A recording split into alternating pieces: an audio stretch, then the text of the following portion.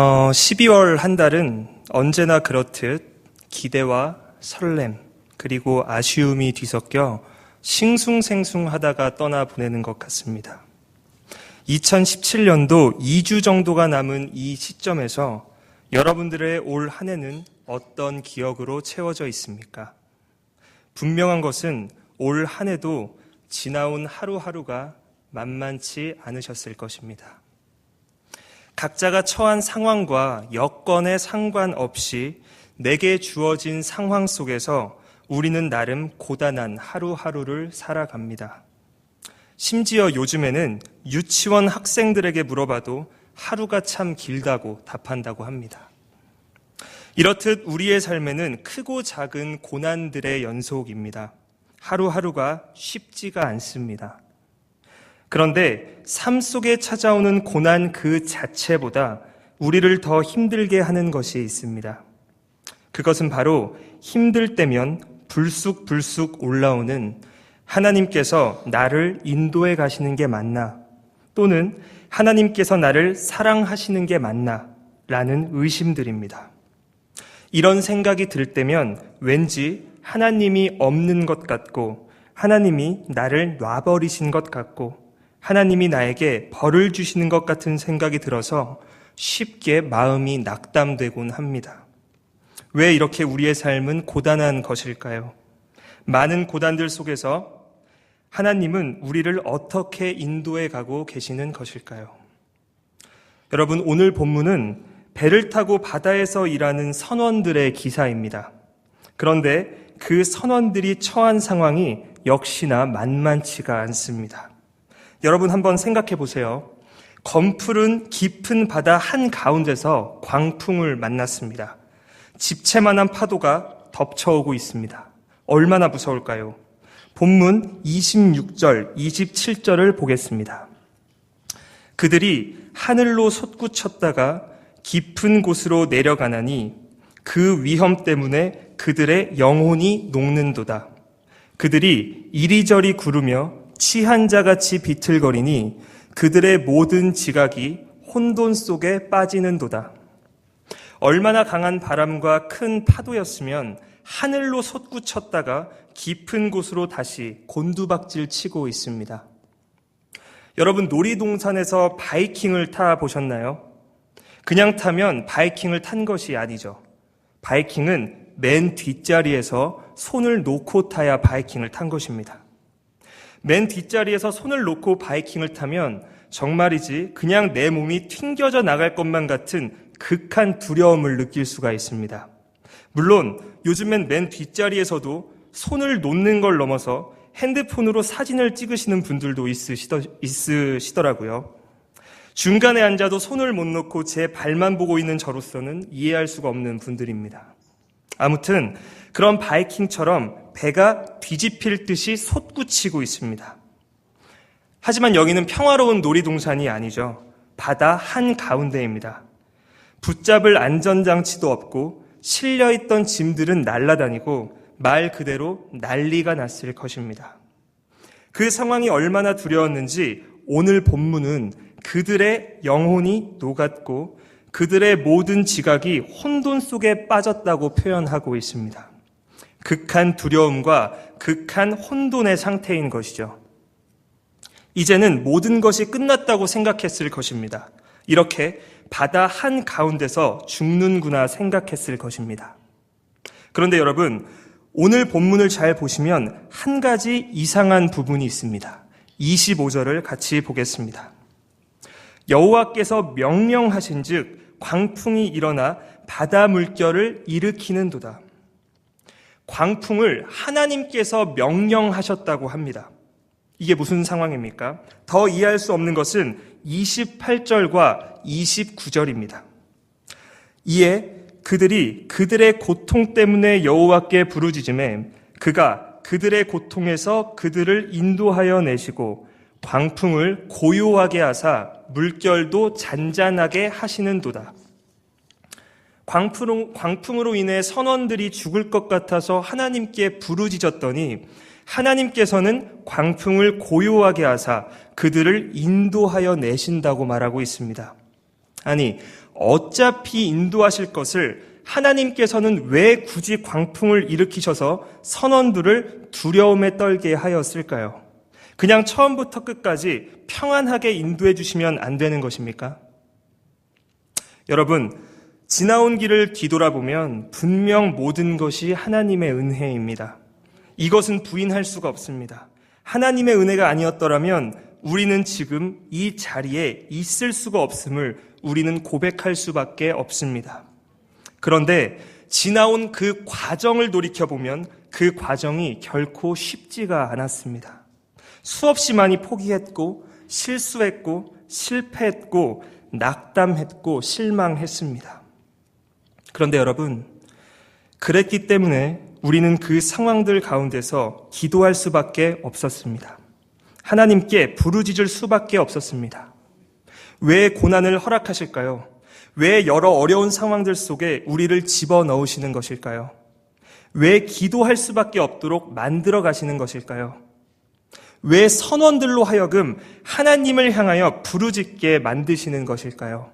그것은 바로 하나님이 우리의 삶의 주인이심을 가르쳐주고 싶으신 것입니다. 여러분, 우리는 한 모금의 숨조차도 하나님의 은혜가 아니면 내쉴 수 없는 자들입니다. 하나님의 은혜가 아니면 아무 답이 없는 자들입니다. 그런데 우리는 너무도 쉽게 우리가 하나님의 은혜로 말미암아 살아가고 있다는 것을 잊어버리곤 합니다. 오히려 고난 속에서는 하나님을 찾고 예배의 자리를 지키죠. 하지만 평온할 때면 우리는 어느새 하나님을 잊어버리고 내 힘으로 모든 것을 이룬 듯 살아갑니다. 에스겔 36장 37절, 38절을 보겠습니다. 제가 읽어드리겠습니다. 주 여호와께서 이같이 말씀하셨느니라. 그래도 이스라엘 족속이 이같이 자기들에게 이루어 주기를 내게 구하여야 할지라. 내가 그들의 수요를 양떼같이 많아지게 하되 제사 드릴 때 곧 예루살렘이 정한 절기에 양 무리같이 황폐한 성읍을 사람의 때로 채우리라. 그리한즉 그들이 나를 여호와인 줄 알리라 하셨느니라. 에스겔 36장은 하나님께서 이스라엘을 회복시키실 것에 대해 이야기합니다. 그런데 방금 읽은 36장의 마지막 부분을 보면 그래도 이스라엘은 하나님께 기도해야 한다고 말하고 있습니다. 말씀하신 것처럼 이루어 주시기를 기도해야 한다고 합니다. 하나님께서 다 이루실 것인데 그래도 기도하라는 것이죠. 왜 그럴까요? 바로 38절 끝부분, 그리한즉 그들이 나를 여호와인 줄 알리라. 네, 하나님께 기도했을 때 그렇게 회복시키신 분이 하나님임을 그제서야 우리는 안다는 것입니다. 우리는 우리의 힘으로 살아가는 것이 아닌 하나님의 은혜로만 살아간다는 것을 그제서야 안다는 것입니다. 우리는 너무도 쉽게 우리의 삶을 우리가 이루어낸 줄 압니다. 우리가 열심히 살아서, 우리가 노력해서 우리의 삶이 이만큼 이루어졌고 그래서 지금 내가 평안할 수 있는 것이라고 착각하곤 합니다. 아니죠. 모든 것은 하나님의 은혜죠. 모든 것이 하나님의 은혜입니다. 하나님께서는 그렇기 때문에 고난을 통해서 하나님을 찾게 하시고 그로 말미암아 하나님께서 우리 삶의 주인이심을 다시 알려주고 싶으신 것입니다. 하나님이 붙드신 사람들은 어떠한 고난 가운데서도 그 상황 자체가 우리를 절대로 망하게 할 수 없다는 것을 알려주시고 있는 것입니다. 내가 너희를 붙들고 있다는 것을 잊지 말아라. 그러니 자유해라. 담대해라 내 아들아 내 딸아 라고 말씀하시는 것입니다. 하나님께서는 이것을 늘 잊지 않도록 해주십니다. 여러분, 여전히 삶의 주인은 나 자신이라고 생각하는 사람들은 늘 불안합니다. 늘 염려 속에 살아갈 수밖에 없습니다. 세상이 이미 그것을 보여주고 있습니다. 사람들이 원하는 것을 다 가진 것 같은 사람들, 그 사람들의 인생을 들여다보면 사실 그렇게 행복해 보이지가 않습니다. 자신이 이루어 놓은 것이 무너질까 염려하면서 그것이 무너졌을 때 삶을 포기하는 모습도 우리는 어렵지 않게 볼 수가 있습니다. 그렇기 때문에 천지의 창조주이신 하나님을 알지 못하고 여전히 자기들의 힘으로 살아갈 수 있다고 의스대고 있는 세상을 보면서 우리는 부러워하지 않습니다. 오히려 하나님을 알지 못하는 세상의 그 비참함을 오직 우리 교회만 볼 수가 있습니다. 돈과 명예와 건강과 관계가 자신들의 생명인 양 살아가고 있는 세상의 비참함을 우리 교회만 알고 보는 것입니다. 하지만 우리들은 알고 있습니다. 오직 생명은 하나님 안에 있음을 말이죠. 우리의 삶의 주인은 오직 하나님 한 분뿐이라는 것을 말이죠. 바로 여기에 그리스도인들의 자유함과 담대함이 있는 것입니다. 오늘 본문 30절부터 32절을 같이 보겠습니다. 그들이 평온함으로 말미암아 기뻐하는 중에 여호와께서 그들이 바라는 항구로 인도하시는도다. 여호와의 인자하심과 인생에게 행하신 기적으로 말미암아 그를 찬송할지로다. 백성의 모임에서 그를 높이며 장로들의 자리에서 그를 찬송할지로다. 광풍이 고요해지고 파도가 잠잠해지고 모든 것이 평온해진 가운데 선원들은 기뻐했습니다. 이제 살았구나 생각했을 것입니다. 다시 복구를 하고 정비를 하며 본격적인 항해를 준비했을 것입니다. 그런데 정신을 차리고 봤더니 이미 자신들이 원하는 항구로 가고 있었다는 것입니다. 올바른 길로 가고 있었던 것입니다. 광풍과 파도로 인해서 정처 없이 표류하고 있었을 줄 알았는데 그렇지가 않았습니다. 제대로 가고 있었습니다. 여러분, 고난 그 자체가 여러분들을 절대로 망하게 하지 않습니다. 하나님께서는 고난을 통해 하나님께서 우리들을 인도해 가신다는 것을 알려주시는 것입니다. 고난 가운데 우리를 절대로 놔버리신 것이 아니라 고난 가운데서도 여전히 신실하게 인도하고 계신 것입니다. 우리를 담대하게 하시고 자유하게 하시기 위하여 고난을 잠깐 허락하실 뿐입니다. 왜요? 그 안에서 하나님께서 여러분을 붙들고 계심을 알려주시는 것이죠. 하나님이 삶의 주인 된다는 것을 잊어버려 불안해하고 염려하는 것이 아니라 내 삶은 하나님이 붙들고 계신다는 담대함과 자유함을 고난을 통해 알려주시는 것입니다. 고난 가운데 하나님을 바라보게 하시고 고난 가운데 하나님께 부르짖게 하셔서 여전히 하나님께서 우리를 붙들고 계심을 알려주고 계신 것입니다. 여러분, 우리의 삶의 주인은 절대로 우리가 될 수 없습니다.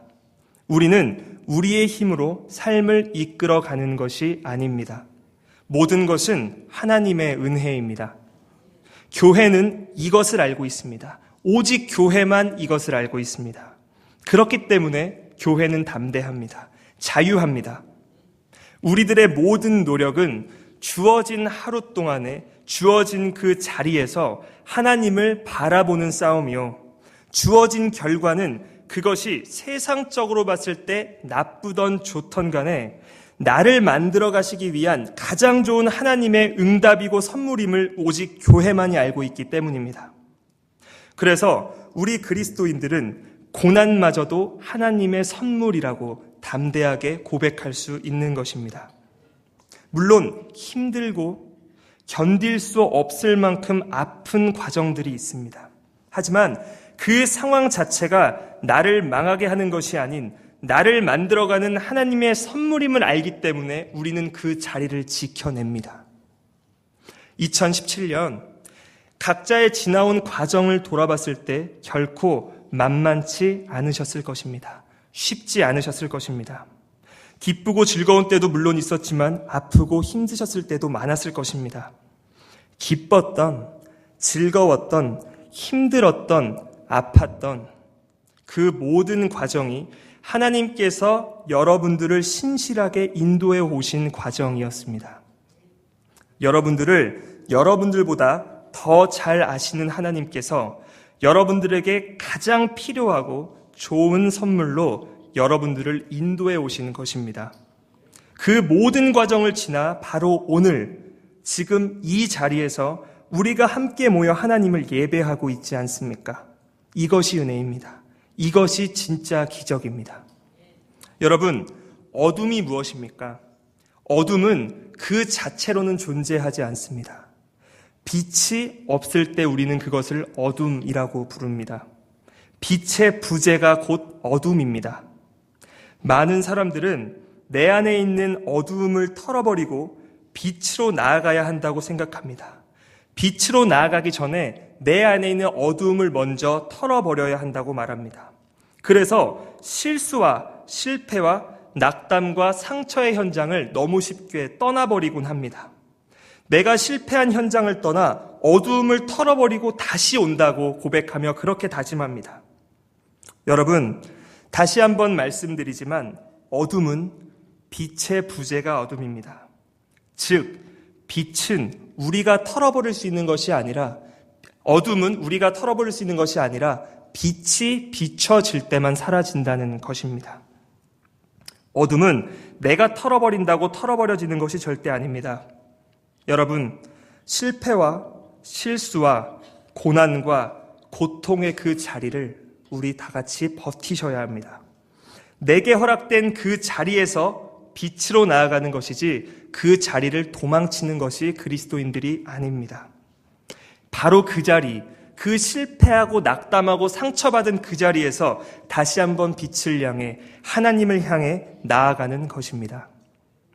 예배의 자리를 지키고 성경을 통해 하나님을 알아가는 것에 그래서 교회는 삶을 걸고 노력해야 하는 것입니다. 그럴 때에만 어느새 우리의 어둠은 사라져 있을 것이기 때문입니다. 빛이신 예수 그리스도가 내 안에 비춰졌기 때문이죠. 여러분, 다가올 2018년도 담대하십시오. 자유하십시오. 그 어떠한 상황 속에서도 하나님께서 여러분들을 붙드시고 지키시고 계실 것입니다. 너무 염려하지 마십시오. 불안해하지도 마십시오. 그저 우리는 오늘 하루 동안 주어진 자리에서 하나님을 붙들고 나아가시면 됩니다. 빛이신 예수님께로만 나아가십시오. 신실하신 하나님께서 가장 좋은 길로 우리를 인도하실 것입니다.